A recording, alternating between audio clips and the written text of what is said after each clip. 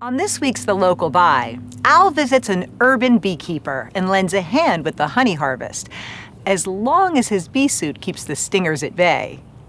Al?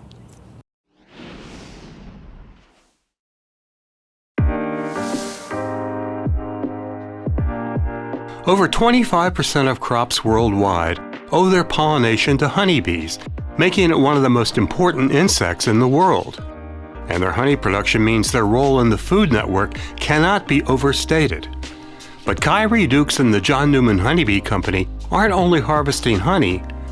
They see raising bees as an art form that can connect African Americans to their agricultural roots and heal generational trauma.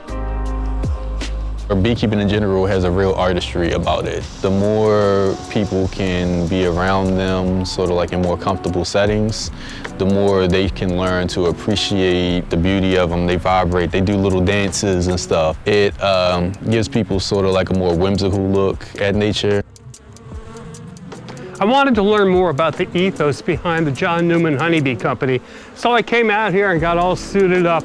Now I'm going to help with the harvest, and I want to see firsthand how these hives flow with honey and history. Kairi, hey man. Hey, how's it going now? Okay, you getting down to business? Yeah, you already know. I have no idea how this works, so this is a big education for me. Oh, it's going to be a lot of fun. Alrighty.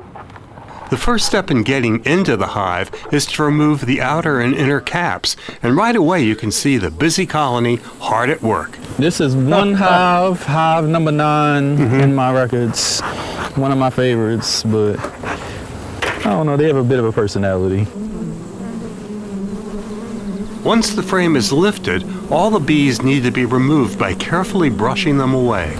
And just brush as much of them off as possible. Does that bother them, or they just accept that as part of the job? I'm a lot more gentle than a bear. So you are. They take it as a occupational hazard, you know? The John Newman Honeybee Company is taken from the two names of Kairi's grandfathers, but paying tribute to history goes even further than his direct lineage. People in my background, we like to talk about our economic status within this country and going back throughout the history of this country and finding times where African Americans utilized hunting for honeybees both in the wild and keeping honeybees on different farms allowed them to gain a sort of personal autonomy within an otherwise confining society. And by reconnecting people to that history, Kairi believes there can be healing. Harkens back to a time where people were able to live off the land that they occupied without infringement upon some outside source. Right. And I think when black people engage with beekeeping, it allows them to have memories of that so that we can ascribe for a life in modern times that emulates that. And while some people are surprised by an urban apiary in Curtis Bay, Kairi sees it as an opportunity to connect. What makes the life of an urban beekeeper is love. We're not off on like some massive alfalfa field somewhere. We're in the community. Like people walk by, ask what I'm doing. It allows me to interact with them to not only remove their fear of honeybees just in that brief interaction, but also give them like some of that same joy that I experience from being around the bees. Altogether, we've removed 30 frames from the hives. Next, we'll take them to a commercial kitchen where the honey will be harvested.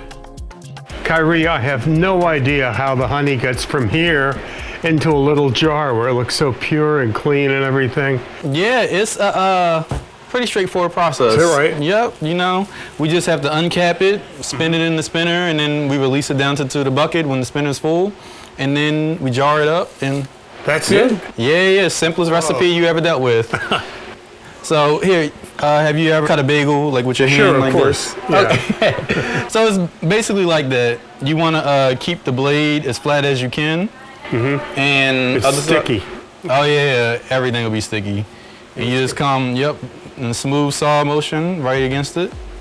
Yep, that's good. See, mesmerizing, isn't it? It is. Once the wax cappings are sawed off, they go into the spinner where the centrifugal force will remove the honey from the bee frames and be ready to bottle up. The only thing left to do is to return the frames to the hives and say goodbye to Kairi and the bees. Well, Kairi, I can't thank you enough for having me by today. I can't tell you how much I've learned from the bees. It's just amazing. Yeah, I love them. Honeybees, especially for the Black community, are much like a forgotten memory. The more we learn about them in the modern day, the more we integrate them, the more we learn about ourselves. Yeah. Where can we get your honey? Yeah, so you can get it online at the website at johnnewmanhoneybeeco.com. You can also purchase it through Instagram or Facebook at the John Newman Honeybee Company. Oh, that's great. Well, we're going to put all that information on the website at mpt.org/farm so you can look into it. For the local buy, I'm Al Spoler. Joanne? Thanks, Al. Be sure to check out mpt.org/farm for all our recipes and resources. Plus, you can watch all Farm and Harvest episodes there as well. Also, don't forget to follow us on social media for show updates, pictures, and videos.